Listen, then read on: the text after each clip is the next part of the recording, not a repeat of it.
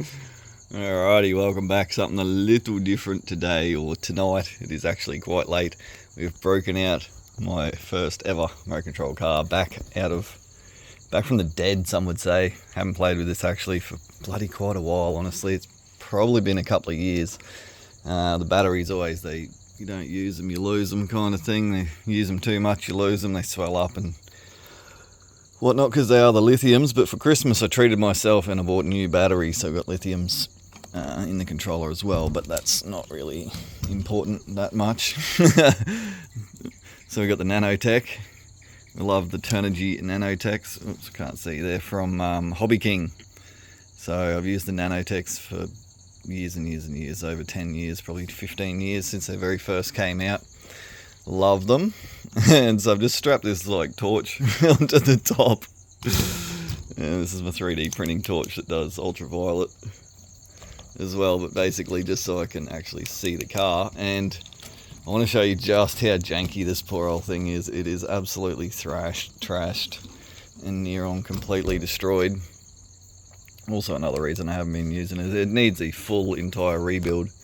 And so this whole front shock tower is held together with a glued on super glue packet and some of them blue, what do you call them, kitchen rags. This shockey's completely blown out. That whole top was just snapped off. I've just glued it back on so at least have something, but yeah, there's no oil happening over there. And this one basically goes up and stays up, which is, I guess, less than ideal as well. The tyres, yeah, they're pretty Gornskis. They're quite perished and blown out and peeled and crashed and wrecked, and the back ones are, they're even worse. Absolutely atrocious underneath the chassis. Now I made this was an original nitro chassis, the alloy, and I modified it. I got larger screws here into the gearbox cases. The gearbox cases have always been something that breaks on this a lot, because this here body post, of which we only have one, that's actually part of the gearbox case right there. So I broke those off a lot because this thing, when it does stack it, it stacks it hard. We're also running the larger TBO1 gear. Modified this up in here with a brake hex, that blue hex on there, and that's basically to keep the prop shaft from thrusting on the pinion in backwards and chewing hardcore into the ring gear at the back. Now I run the metal diffs front and rear from the nitro rally cars. You can see we got a higher spring rate there at the back, and we've got full lock diff at the back there from Hot Glue, I'm pretty sure it was, or maybe DevCon. Wow, look at that tyre. That tire's screwed. It's rooted. The wiring, it's literally just hanging off, totally hanging off there at the moment. The speed controller, you can see it's wrecked. It's shattered, literally shattered. Held together with metal and plastic zip ties. The servo is actually, I was going to say it's good, but it looks loose, is it? No, the steering servo is actually, it's a little loose.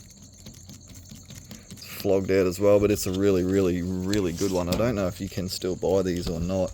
Basically the strongest, best one you can get. It's called the 959 from Turnigy, and it's coreless and full metal gears as well as full metal case. And then I've got basically full metal steering until out the ends here, they're plastic. And I've got metal bloody things on like the hubs and all that. But they're so loose. Oh, look at this. This poor old thing's just flogged. Absolutely flogged up, down, side to side. Anyway, in the back. It's not ideal. But anyway, let's go and show you. It's all twisted too, the whole thing. It's had many a good stack. And this car's nickname is 30 seconds because that used to be how long of a play I'd get out of it. I'd take it all out, rebuild the whole entire thing, make it totally schmick. I had me receiver, which I just had to buy from AliExpress because that was also destroyed. So we just got that fucking just jammed in there kind of thing. It's not good. None of this is good. The battery, let's at least tie it in. It fits in there because I made the alloy battery tray, everything on this super nice. That's actually one part of it that has never been a problem. Alright, and carefully we will go out to the road, because despite that for steering and everything, this thing still flies, absolutely flies. Oh yeah, so I got the engine, the motor. In here is a brushless made by the company Castle Creations. It's called the Castle Mamba, and it's the 9600, I think it is. 9600 or 9900, was it? It's been a while. It'll say on the side. 9000 it is. So yeah, for every volt, the motor runs 9,000 revs, and we've got a 2S 7.4 volts. So that is what, 66,000 revs or something at the motor. Now, how am I going to set the phone up where you're going to at least get some kind of idea of the speed? You're probably not. And the straightness as well, because it's actually quite impressive how true this car runs. And now that I say that, I'll probably end up cartwheeling down the road.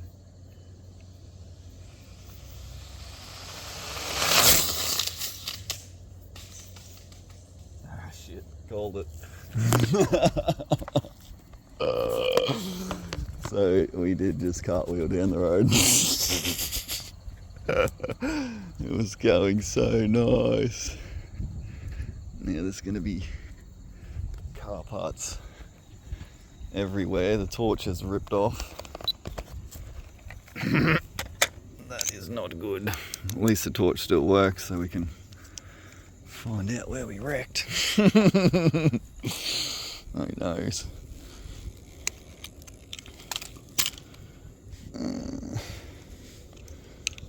Yeah, so I think we have most of the pieces still. Extremely tough.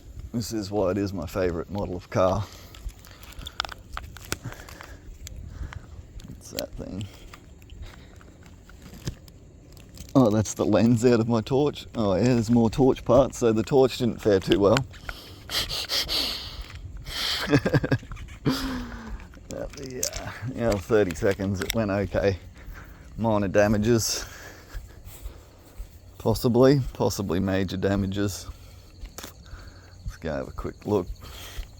Well, I hope you enjoyed that. I don't know if it came across on the video how quick it was going. Actually, it looks like we might be able to just pop this steering back on, ball joint thing. Ah yes, it broke the suspension off again. Like I was saying earlier about that gearbox housing. Yeah, that was just all glued back together, and that is proper disgusting and wrecked. So, also the receiver's hanging off, so that's not good. Just bloody rip that back on there. Let's see. Go for another little zap or what? Poor old torch. Zippy torch back on. It's now rubbing on the actual ground, literally. That's cool because it'll make some sparks.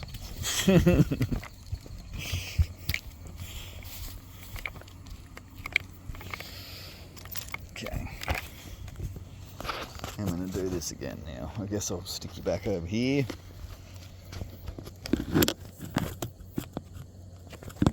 Somewhere. Out there.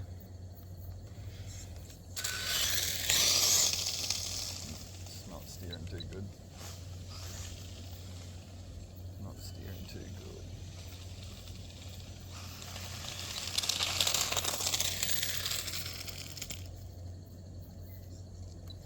And I got no reverse for some reason also. Guess large problem.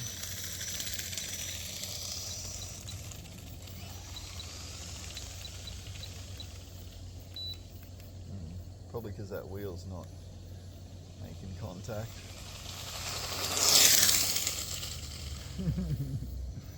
Not making contact, but it is making spark. Oh. And it's all over. Oh, that was bad. I think we ended up launching off the gutter right there. I think I'm going to put it away now. it's had it. The old torch.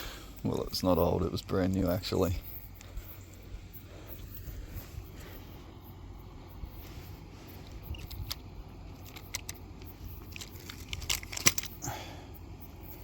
What do we got? Ripped off wires. Oh, okay, so now we've completely broken both the front suspensions.